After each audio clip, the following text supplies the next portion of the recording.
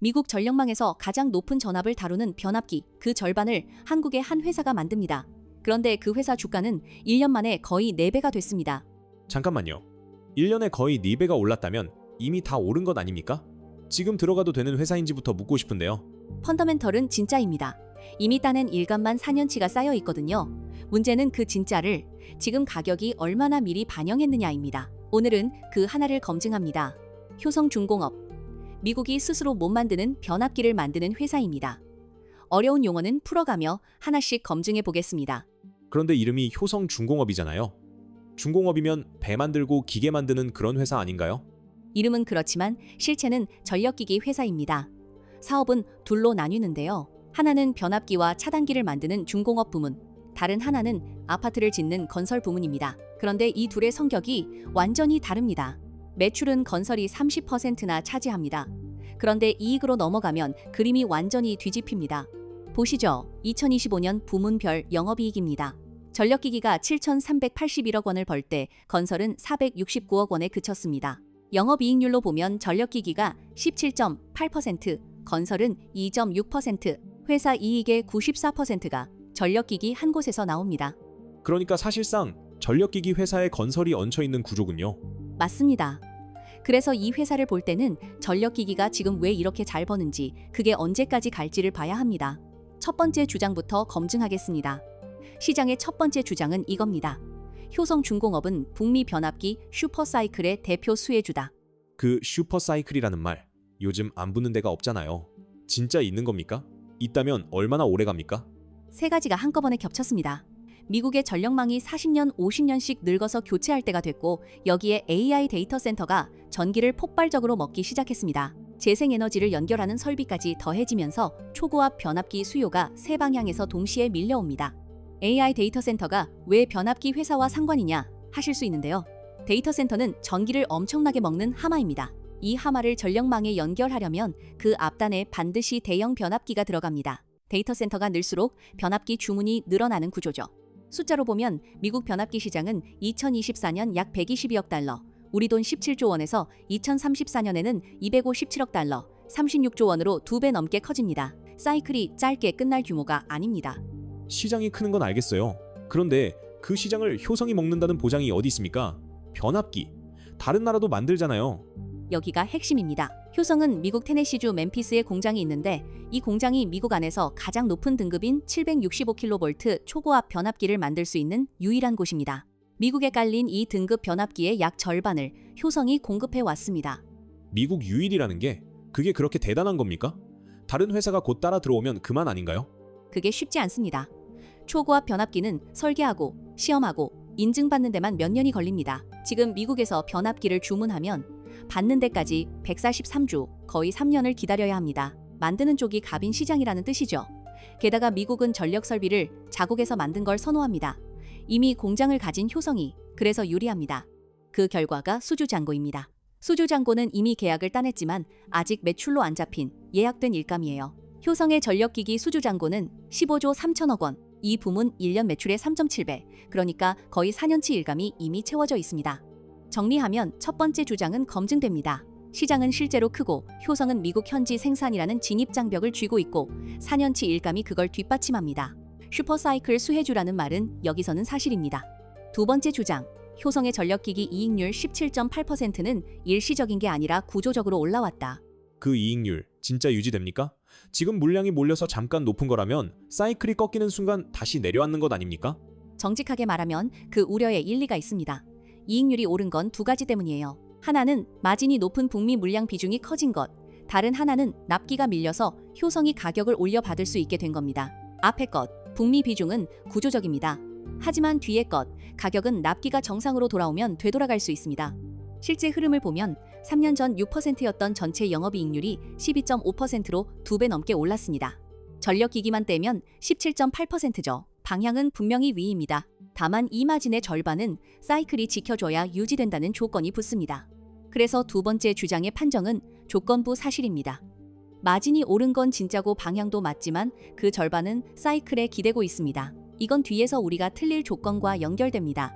그런데 제가 1분기 실적을 봤는데요. 좀 이상했습니다. 영업이익은 49%나 늘었는데 정작 순이익은 오히려 15% 가까이 줄었어요. 이거 뭔가 안 좋은 신호 아닙니까? 좋은 지적입니다. 그런데 이건 착시예요. 두 가지가 겹쳤습니다. 작년 1분기에 있던 일회성 이익이 올해는 사라졌고 더 중요한 건 북미로 가는 고마진 차단기 물량이 배에 실려가는 도중이라 아직 매출로 못 잡힌 겁니다. 그 밀린 물량은 2분기에 잡힙니다. 증권가는 2분기 매출을 1조 9천억 원, 영업이익을 3,200억 원대로 봅니다. 그러니까 1분기 부진은 실적이 나빠진 게 아니라 시점 차이입니다. 세 번째 주장, 1분기 부진은 착시다. 이건 검증됩니다. 다만 이 말은 2분기에 그 이연분이 실제로 잡히는지를 우리가 확인해야 한다는 숙제도 같이 남깁니다. 여기까지는 다 전력기기 얘기였고요. 아까 매출의 30%라던 건설, 이건 그냥 넘어가도 됩니까? 발목 잡는 것 아닙니까? 넘어가면 안 되는 부분입니다. 건설은 해링턴이라는 아파트 브랜드로 짓는데 매출은 1조 8천억이나 되면서 이익률은 2.6%에 그칩니다. 게다가 스스로 사업을 벌이는 자체 시행 비중이 커서 부동산 경기가 나빠지면 미분양과 공사비 회수 위험에 노출됩니다. 그래서 가치를 매길 때는 이 회사를 통째로 하나로 보면 안 됩니다. 전력기기는 높은 값을 쳐주고 건설은 낮게 깎아서 부분을 각각 평가한 뒤 더해야 맞습니다. 뒤집어 말하면 건설이 정상화되거나 떨어져 나가면 그 자체가 재평가의 계기가 될 수 있죠. 이제 오늘의 진짜 질문입니다. 회사는 좋습니다. 그런데 그 좋은 걸 지금 주가가 이미 얼마나 반영했느냐? 솔직히 저는 이 대목이 제일 걸립니다. 1년에 거의 4배 오른 주식이잖아요. 아무리 좋아도 너무 비싼 것 아닙니까? 지표부터 보죠. 현재 주가는 332만 원, 시가총액은 29조 원입니다. 작년 실적 기준 주가 수익 비율, 즉 이익 대비 주가는 57.6배, 자산 대비 주가인 주가순 자산 비율은 12.1배입니다. 어느 쪽으로 봐도 싼 주식은 아닙니다. 그런데 여기서 한 겹을 더 봐야 합니다. 57.6배는 작년 이익 기준이고 올해 이익이 크게 늘 걸 감안한 예상 기준으로 보면 36.9배로 내려옵니다. 그리고 이 36.9배는 가장 비슷한 경쟁사인 HD 현대 일렉트릭의 34.3배와 거의 붙습니다. 동종업체와 나란히 놓고 보겠습니다. 재미있는 건 효성이 자산 대비로는 오히려 경쟁사보다 쌉니다. 건설이 자산은 많고 이익은 적어서 장부상 순자산이 두껍기 때문이죠. 대신 이익 대비로는 HD 현대 일렉트릭보다 비쌉니다. 그러면 증권사들은 이걸 어떻게 봅니까? 여기서부터가 중요합니다. 최근 나온 리포트 25개가 전부 매수입니다. 목표가는 330만 원에서 500만 원, 평균 447만 원. 지금 주가보다 35% 위죠. 그런데 저는 25개가 전부 같은 방향을 본다는 사실 자체를 오히려 경계 신호로 봅니다. 왜냐하면 그 목표가들은 사이클이 앞으로 최소 2년, 3년은 더 간다는 가정 위에 서 있거든요. 회사가 나쁘다는 게 아닙니다. 좋은 회사인 건 이미 검증했습니다. 다만 지금 가격은 그 좋음을 이미 상당 부분 값으로 치렀다는 겁니다. 그래서 저희는 특정 목표가를 새로 제시하지 않습니다. 대신 무엇이 이 그림을 깨는지를 봅니다. 가격 얘기가 나온 김에 하나 더요. 내부자들, 그러니까 회사를 제일 잘 아는 사람들은 지금 어떻게 움직이고 있습니까? 이 부분이 마음에 걸립니다.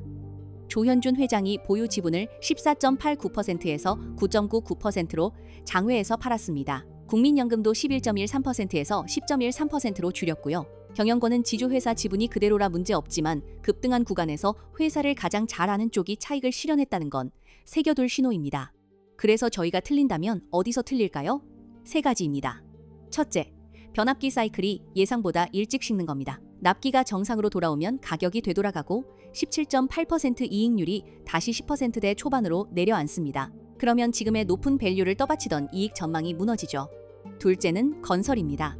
미분양이나 공사비 손실이 커지면 전력기기가 번 이익을 건설이 갉아먹습니다. 셋째는 수급입니다. 회장과 국민연금의 매도가 이어지고 순환 매자금이 전력기기에서 빠지면 이 비싼 가격대에서 아래로 눌립니다. 정리하면 회사는 진짜인데 가격이 그걸 이미 알고 있다. 이렇게 봐도 될까요? 정확합니다. 미국 유일의 765kV 생산, 4년치 수주잔고 17.8% 이익률. 펀더멘털은 진짜입니다. 그런데 주가가 1년에 거의 4배 오르면서 그 진짜를 이미 상당 부분 값으로 치렀습니다. 그래서 이 종목은 한 방에 결판 나는 게 아니라 2분기 이연분이 실제로 잡히는지 북미 신규 수주가 계속 들어오는지를 분기마다 확인하며 따라가는 종목입니다. 오늘 검증한 근거 하나하나는 전부 사업보고서와 공시에서 직접 확인한 숫자입니다. 전체 분석과 표는 알파인더 리포트에 정리해 두었습니다. 종목을 든 분이라면 다음 실적에서 이 가정들이 지켜지는지 꼭 같이 확인해 보시죠.